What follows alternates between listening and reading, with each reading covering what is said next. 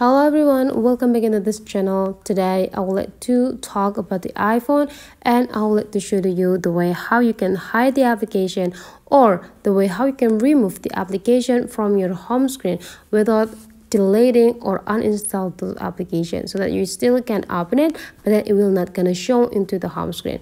If you can see now, this is my home screen and I only have this one or single home screen. If I swipe into the right side, there will be access into several information such as the widget that I have, and if I slide it into the left side, there will be access the app library, means that the application that I actually have on my phone here, but then it is not gonna display it on my home screen. So the thing that we will do today is make this application on this home screen moved or disappear from the home screen, and they will be stored into the app library.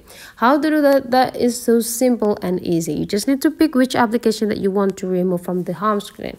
Let's say I want to remove these files from my home screen because I visit this application last super seldom. So the thing that you have to do is just go tap and hold into the application here.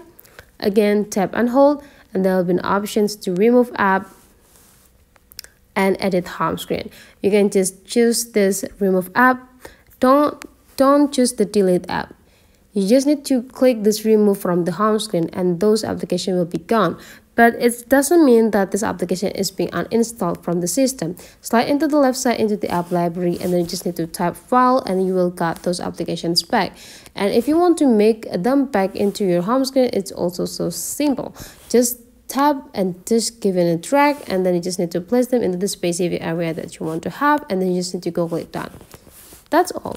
So that's for today's tutorial. If you still have some questions, just drop into the comment below, and let's meet again into other tutorial.